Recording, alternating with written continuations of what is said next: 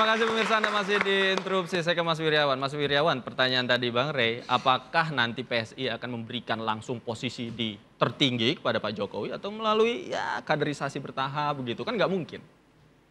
Ya, saya jawab pertanyaan dari Bang Rey bahwa kami PSI ini kan sedang mengadakan pemilihan raya namanya. Pemilihan raya PSI di mana sekarang kita sedang jaring calon pemilih dan juga calon ketua umum.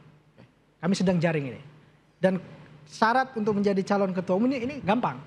Yang penting beliau punya kartu anggota, mendapatkan 5 rekomendasi dari DPW, kemudian 30 dari DPD. Nah, bisa mencalonkan jadi ketua umum. Dan kalau Pak Jokowi berkenan misalkan untuk bergabung dengan PSI, ya karpet merah untuk beliau. Dan saya pikir kader PSI ini kan bisa dikatakan hampir 100% ini kan pecinta Jokowi semua. Oke. Dan bisa dikatakan mungkin yang beliau sampaikan itu benar. Kalau beliau daftar duluan mungkin nanti yang lain nggak ada yang berani daftar. Ya, Tapi kan sekarang udah dapat anaknya Pak Jokowi, apa itu masih kurang? Ya kami melihat Mas Kaisang ini kan figur muda. Figur yang masih muda, kemudian juga popularitasnya juga sangat tinggi. Kemudian kemarin saya lihat lembaga survei beliau masuk 5 besar. Dengan popularitas tertinggi di Indonesia. Ketum partai ya, ketum partai. Dan dengan kehadiran Mas Kaisang ini kan memberikan warna di PSI. Bahwa kultur anak mudanya ini dapat begitu. Tetapi di lain sisi Pak Jokowi ini figur yang berpengalaman. Sosok yang punya pengaruh yang besar. Ya kan? Nah, di situ juga kami melihat opportunity itu begitu.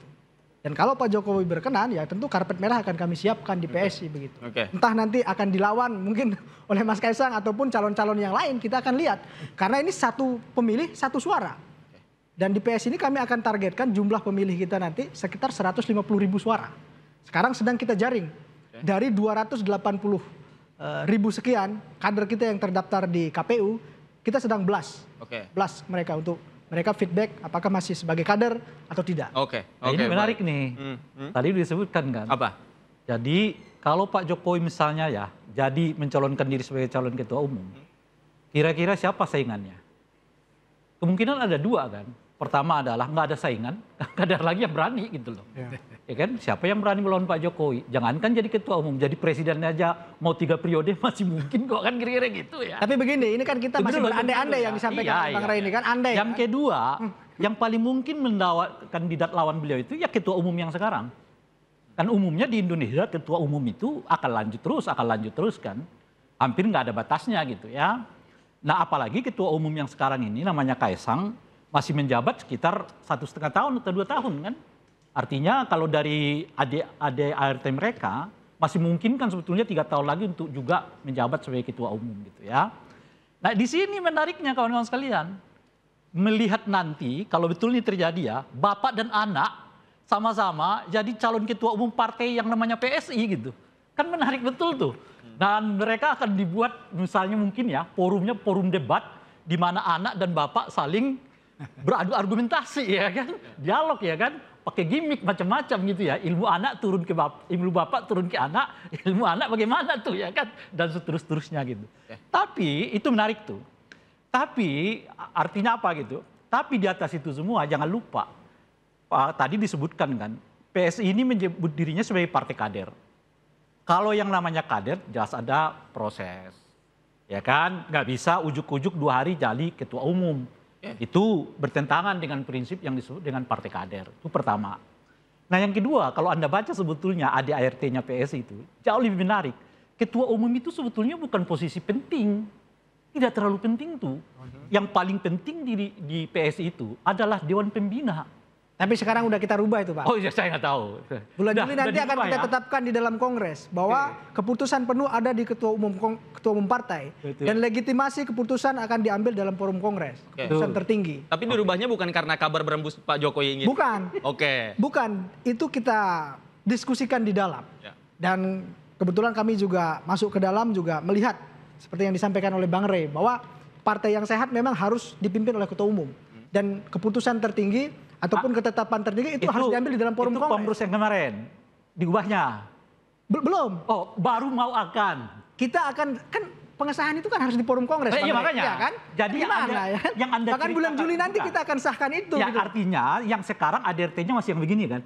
Sudah kita rubah. Sudah dirubah. Tinggal disahkan nanti. Oh iya, di iya. Kongres, Artinya yang berlaku masih ADRT yang lama. Tuh. Ya, secara aturan. Karena Dewan Pembina masih pemegang otoritas tertinggi. Enggak, jadi saya sampaikan.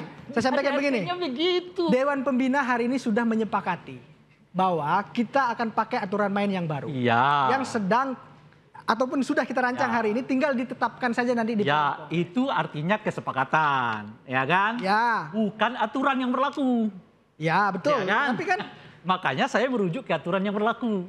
Aturan yang berlaku di ADRT mengatakan, ya kan, pemilik otoritas tertinggi itu di partai namanya Dewan Pembina. Gitu loh. Dewan hari ini masih berlaku. Ya, itu kan dengar sendiri tadi belum diubah. Bahwa itu sedang diubah, ya. Tapi belum ditetapkan, belum disahkan. Di Kongres nanti akan ditetapkan. Apakah akan ditetapkan di Kongres nanti? Kita nggak tahu juga, kan tergantung dinamikanya Kongres juga kalau soal itu kan. Ya. Nah, oleh karena menariknya partai ini kemudian bahkan Dewan Pembina bisa menentukan siapa jadi ketua umum. Maka sebetulnya bagi saya itu agak bingung juga. Ini PSI mengatakan one man one vote. Ya kan, partai super terbuka. Rencananya kan begitu. Ya. Tapi betul kalau mereka nggak ubah ADART-nya, itu bertentangan sendiri di dalam. Bagaimana proses one man one vote, tapi kuasa tertinggi tetap ada di Dewan Pembina. Nanti nih misalnya ya, Kongres kalau nggak mereka ubah lagi-lagi ADART-nya, Kongres menetapkan si A jadi ketua umum, Dewan Pembina nggak setuju, berhenti itu. Ya.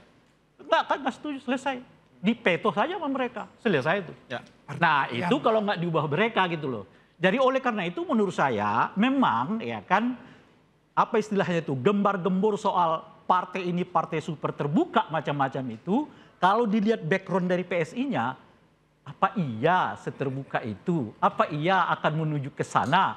Apalagi nanti kalau yang bersaing itu ayah dan bapak ya kan di dalam satu partai gitu. Oke, silakan dijawab. ini jadi kami memang mengakui apa yang disampaikan oleh Bang Rey tadi terkait ADRT itu pertama.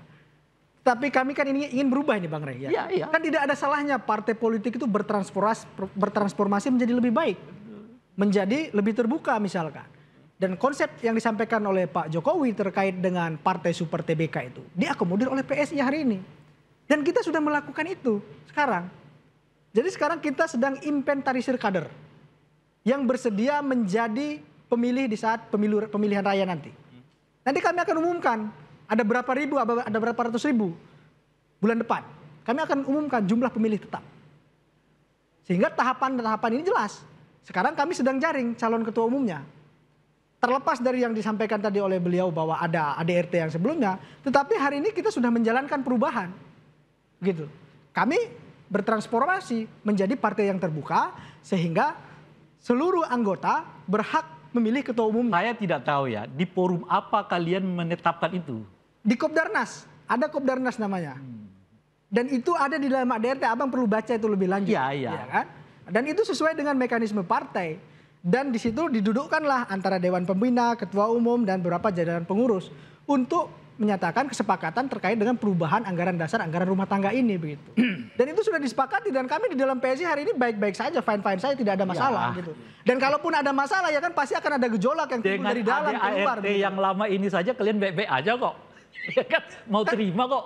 Karena posisinya itu kita mau perbaiki Bang. Iya makanya. Sekarang kita sedang perbaiki. Yang gitu. saya mau kritik. Dan supaya ini kuat dan melegitimate maka dibuatkanlah forum kongres namanya. Disitulah nanti. Yang saya mau kritik itu Bung, tadi Anda mengatakan kami dengan begini fine-fine. Oh jangankan begini. Dengan ADART yang kemarin aja kalian baik-baik aja kok kelihatannya kan. Apalagi kalau udah diperbaiki di mana suara tertinggi itu adalah forum kongres misalnya ya kan. Keputusan tertinggi itu adalah forum kongres gitu ya. Putusan harian ada di ketua umum, bukan di Dewan Pembina. Ya tentu saja itu organisasi jauh lebih enak, lebih baik, lebih serius, lebih memungkinkan anak muda berkarir di dalamnya. Asal jangan bapak dan anak bersaing ya kan. Nah, kalau itu nggak mungkin lah itu kalau bapak dan anak ya kan. Nanti nggak mungkin bagaimana? Kan beliau nanti kan bisa melakukan musyawarah secara keluarga. Kan bisa selesai di situ gitu loh. Kan nggak mungkin ini kan.